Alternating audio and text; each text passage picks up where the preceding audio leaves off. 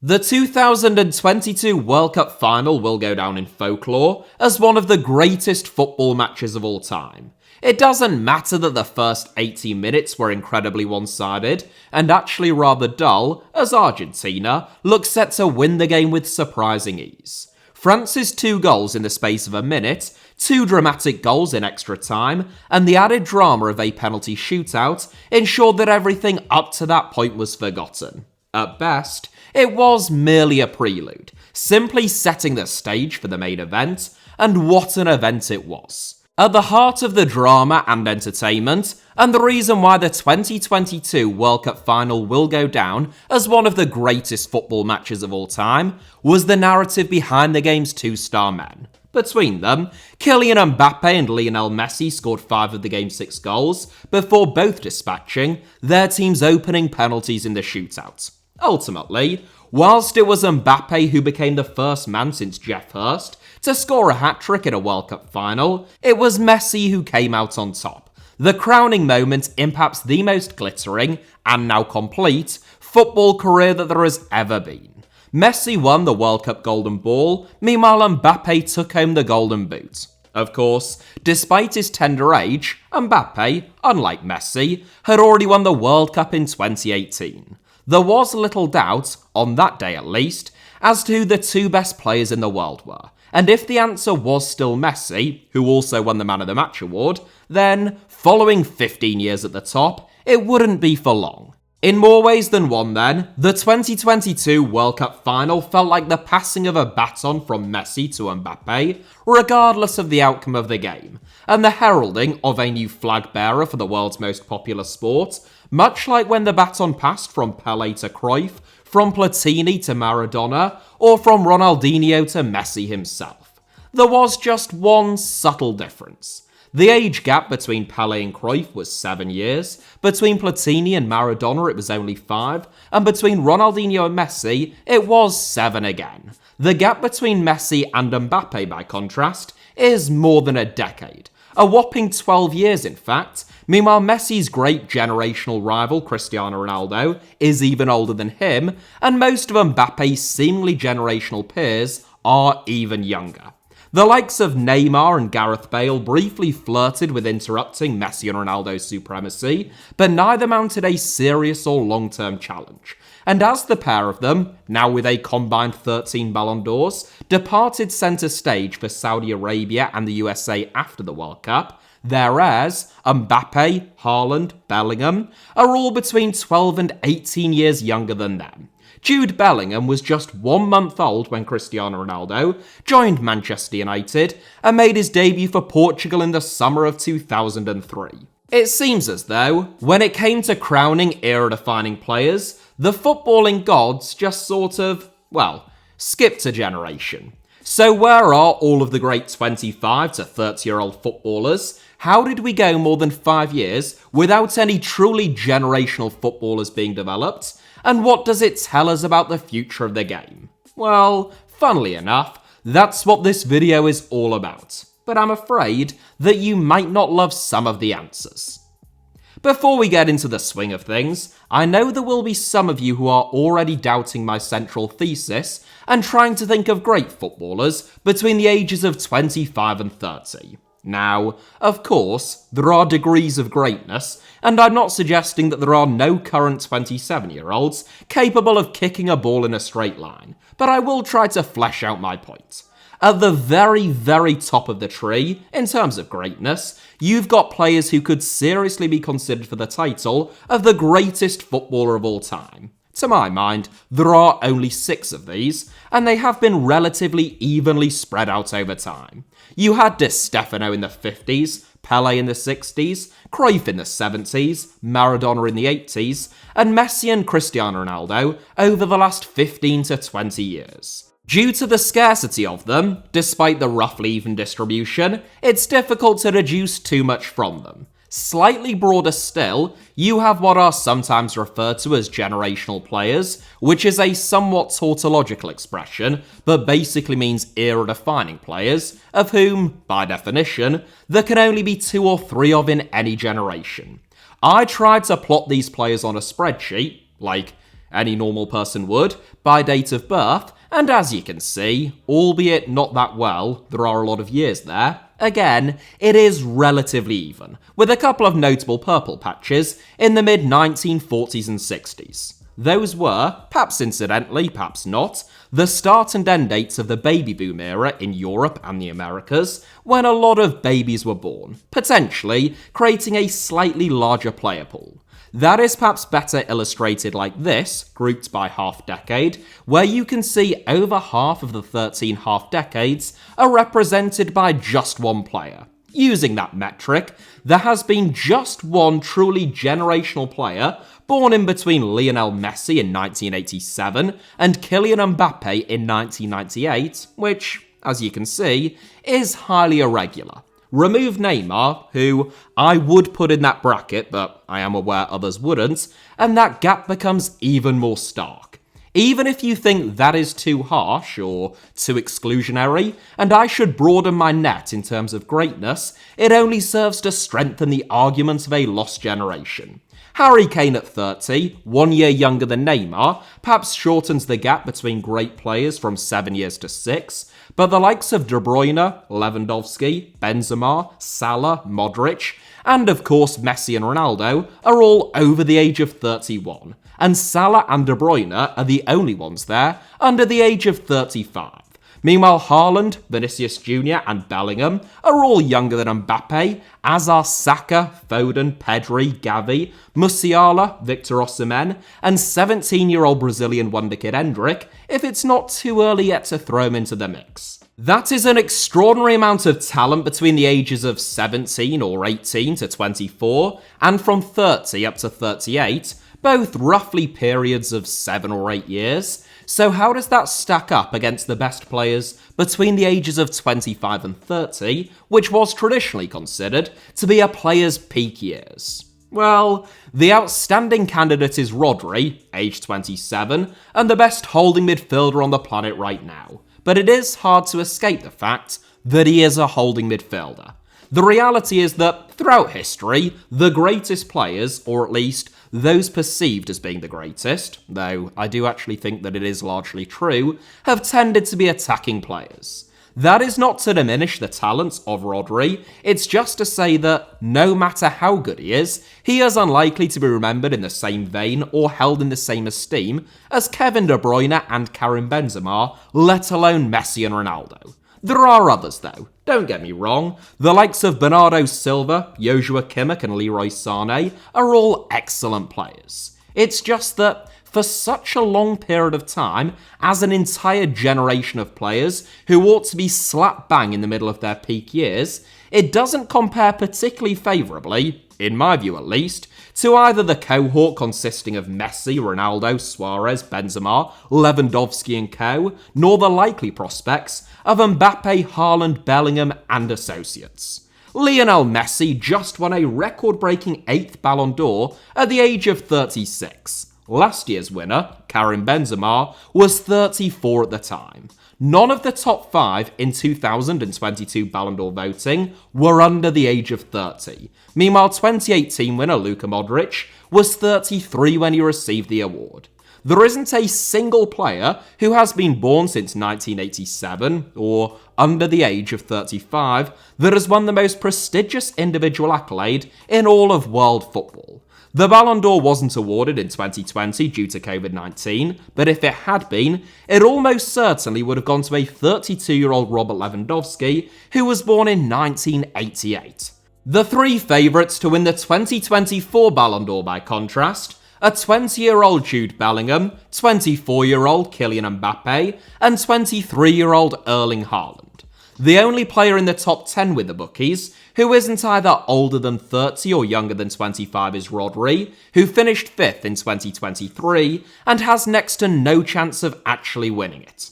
Hopefully, I have now thrown enough mud at the wall for you to be on board with the idea of a skip generation of great players then, or at least convinced that it is a phenomenon worth investigating. I mean, I really hope that I've convinced you at least of that, because I have spent ages trying to figure it out. My first thought was that the generation immediately following Messi and Ronaldo, and therefore spending most of their careers playing alongside them due to their extraordinary longevity, are perhaps just unfairly judged due to comparisons with two of the greatest footballers of all time. Messi is probably the greatest footballer that's ever lived when you look at his ability and career in its totality, and it's actually fairly remarkable that anyone has been able to earn comparisons with him for such a long period of time. Ronaldo, in any other generation for the last 50 years, would be without peer. If not necessarily in terms of his ability, then certainly in terms of his longevity, efficiency, big game credentials, and the absolutely outrageous numbers that he has put up for such a long time. Few players in history can compare kindly to either Messi or Ronaldo then, so what hope did their immediate successors have?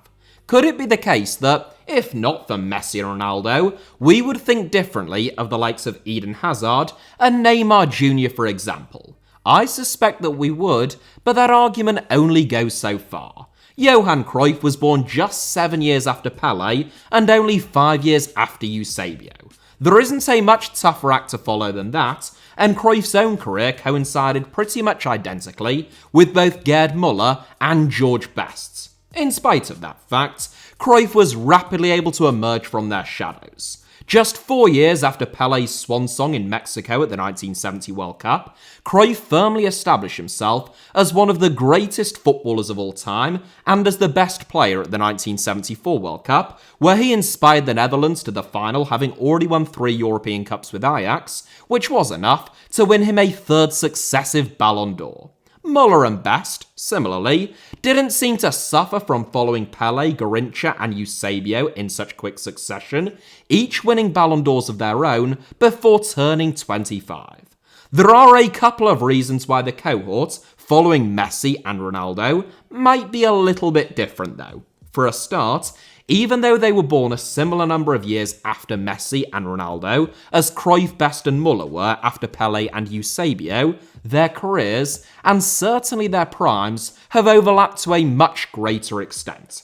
Pelé played his last game for Brazil in 1971, aged only 30, at which point Cruyff was only 24. Meanwhile, Eusebio bowed out on the international stage in 73, aged 31. Messi and Ronaldo, by contrast, were still starring at the World Cup less than a year ago, aged 35 and 37, and won their last Ballon d'Ors at 32 and 36 respectively, if indeed, as one would surely expect, they are not to win any more from this point on.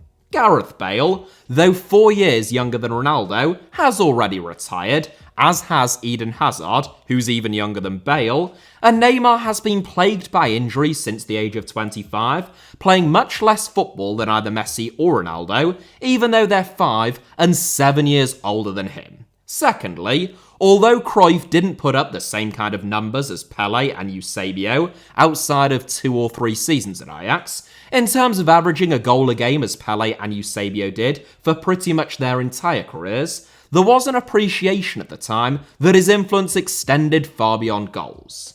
Because the Messi and Ronaldo debate, so to speak, and particularly the uber online and rather deranged aspect of that discourse has become so bogged down in who has scored more against which team in which game when, it is as though a ludicrous benchmark has been set, and if you don't score 50 goals in a season, well, you're not even in the conversation. That has probably been damaging to the legacy of someone like Eden Hazard, who, though immensely talented, was never likely to score 50 goals in a season, and wouldn't have been expected to in any other era. It's worth noting, on the theme of longevity, that what we have seen from football's current crop of 30-somethings, and indeed the age cohort just above them, including the likes of Zlatan Ibrahimovic and Gianluigi Buffon, is abnormal. I mentioned Pelé's international career ending at 30 and Eusebio's at 31, but that actually represented pretty decent longevity compared to most of their peers and successors, especially, in the case of those two, given that they broke through and reached the highest level so young. Many of the other players in my generational category Whether that be Cruyff, Best, Maradona, Van Basten, Ronaldo or Ronaldinho, were no longer playing international football by 30, or were already far past their best, whether that be the result of injuries or off-field issues. Cruyff was a chain smoker, Best was an alcoholic, and Maradona, for the second half of his career, including when he won the World Cup in perhaps the greatest individual tournament that any footballer has ever had, was addicted to cocaine. It's not that surprising, therefore, that Cruyff played his last game for the Netherlands at 30 and initially retired from football at 31, though he would later make a sensational comeback. Best first retired at the age of only 27, and though he later changed his mind, that did mark the end of his career at the highest level, and Maradona was already only half fit for the 1990 World Cup at 29. He left Napoli in disgrace after failing a drugs test at 30, and he was sent home from the 1994 World Cup for the use of banned substances at 33. 3 years, and only 31 appearances later, Maradona retired. Van Basten, meanwhile, played his last match at the age of 28 due to crippling injuries. Ronaldo suffered 3 devastating knee tendon injuries, the first of which when he was only 23 years old, and from which he could never fully recover, and Ronaldinho just bloody loved a good night out, causing him to fizzle out from the age of 27 onwards, and to leave Europe at 30. Cristiano Ronaldo and Lionel Messi, on the other hand, have had practically no long-term injury setbacks throughout their entire careers. They both have meticulous and strict diets and training regimens, and the only partying that they do is a little dance around one of their mansions when another fat check comes through the post from the Kingdom of Saudi Arabia. The likes of Luka Modrić, Luis Suarez, Karim Benzema and Robert Lewandowski have kept themselves in similarly impressive shape, as have the likes of Harry Kane and Mohamed Salah, who are just a little bit younger than them up to this point, taking advantage of the enormous strides that have been made in recent decades and even years with regards to training, conditioning, sports science and medical advancements, combined, of course, with maintaining their own hunger, ambition and appetite for the game throughout all of these years. There was an interesting article in the FT by Simon Cooper just a little over a year ago concerning the number of older star players at the 2022 World Cup, which discussed the Milan Lab that was founded by AC Milan as a cutting-edge science centre for the Serie A giants in 2002. Throughout the rest of the 2000s, Milan maintained probably the oldest super team in the history of football. 7 of Milan's starting 11 when they beat Liverpool in the 2007 Champions League final were over the age of 30. Meanwhile, Andrea Pirlo was 28, and Massimo Ambrosini and Gennaro Gattuso were both 29. Kaká, at 25, was the only player in Milan's starting 11 under the age of 28. Seedorf and Nesta were 31, Inzaghi and Dida were 33, and Paolo Maldini was 38. And yet, Milan were crowned champions of Europe for the second time in 4 years. 4 years after that, they won the Scudetto, with a side regularly featuring a 33-year-old Gennaro Gattuso, a 34-year-old Mark van Bommel and Gianluca Zambrotta, a 35-year-old Clarence Seedorf and Alessandro Nesta, and, on 9 occasions at least, an almost 38-year-old Filippo Inzaghi, who still went on to play another season and played 9 games in that one as well. The Milan Lab believed that the most important attribute in football was what they termed a player's sensory perception, or what others might call having a football brain. Basically, the ability to read a game, and particularly those killer split seconds, in terms of making the right decisions in the right moments and punishing your opponent's weaknesses. It is just scientific fact that, although there are lots of preventative measures that can be taken, footballers physically regress in their 30s. Flexibility and cardiovascular capacity begins to wane in their late 20s, reducing agility and stamina, and that's followed by muscle density, which leads to a loss of speed, explosivity, and jumping ability. Those are just the natural consequences of the passage of time, but of course, for footballers, you also have to factor in injuries, which take their toll over time, and tend to happen more often and take longer to recover from in your 30s. Milan believed that the sensory perception of their players could offset the physical decline, and that they could prevent injuries by monitoring the probability that a player might get injured based upon their structural, mental, and biochemical levels, but with a formula that the club refused to disclose. If a player scored below 4.7 out of 10 on this system, though, they were considered to be at risk of getting injured and were rested.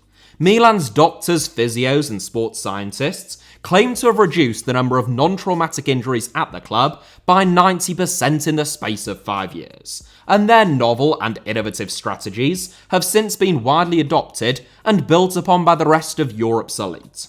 Although great advances have been made in sports science even since then, though, the game has changed in such a way that replicating Milan's success is no longer possible. Elite-level football is now hyper-focused on players' physical attributes, the ability to press, particularly with high intensity, and to spring away on the break at speed. It's not a very romantic thought, at least for footballing purists, but it is no longer enough simply to be capable of producing magic with a ball at your feet. You have to be able to run. Arsene Wenger told the same author of that FT article in 2020, quote, "Today, football goes at 200 miles an hour, so you have to show first that you can go on the train. Once you're on the train, you can express your talent. But if you cannot get on the train, you don't play." End quote. Now, far be it from me to try and correct Arsene Wenger, that's exactly what I'm about to do, but I would suggest that is very nearly true, with some extremely important exceptions.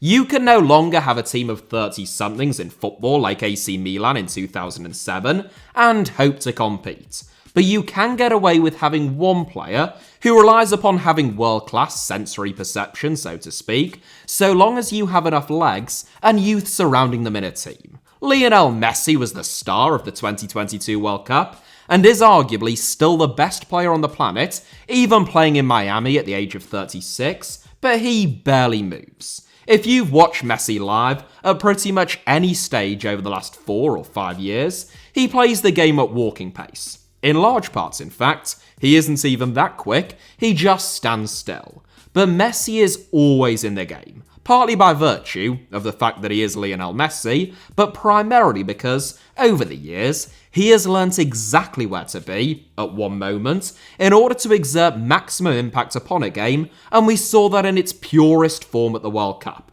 It worked for Argentina because everyone else in Lionel Scaloni's team was full of energy and industry. The midfield three of Alexis McAllister, Enzo Fernandez, and Rodrigo de Paul could run for days. Young Nahuel Molina had to cover terrific ground on the right flank to make up for the lack of protection that Messi afforded him.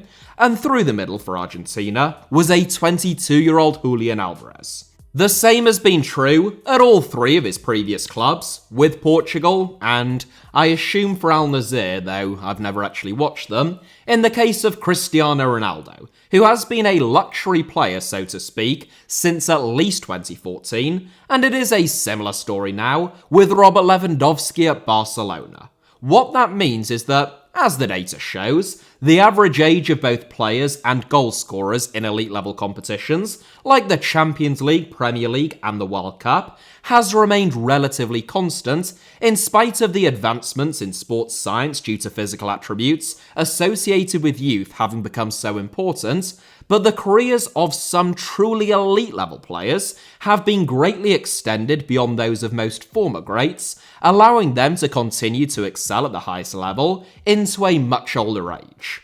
One possible diagnosis, then, if what the truly great players possess is a sort of sensory perception and understanding of the game, but that is no longer enough to get you on the train, as Arsene Wenger put it, is that the way in which football has changed, becoming so much more disciplined, less individualistic, and far more focused on physical attributes, has left a void of creative and technical geniuses that we typically associate with being all-time or generational greats. If you think about it, even Haaland and Mbappe, as good as they are, they're very different players to Messi or the Brazilian Ronaldo, or even the likes of Romario, Maradona and Cruyff before them. There is, of course, Also likely to be an element of randomness in the distribution of great players over time, and it could just be that the late 80s through to the late 90s just so happened to be a barren spell. That is perhaps the most positive outlook. The more depressing diagnosis is that the game has become so hyper-focused on running stats and churning out cogs in a machine that it has stifled the creative genius of potential world-class players, something which has for so long been a fear of South Americans in regard to their best players moving to Europe too soon. The reality, as is so often the case, is probably something in between the two.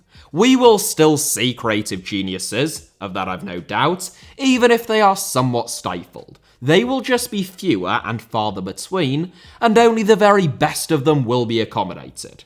Well, that's my hot take at least, but I am well aware that this is a topic that I've never really seen discussed anywhere else, or certainly not in any depth or with attempted explanation, so I'm genuinely interested to see what the response to this will be like. Let me know your thoughts, as always then, down below in the comments. Thank you all very much, as ever, for watching. Hit the like button if you enjoyed today's video. Hope that was the case.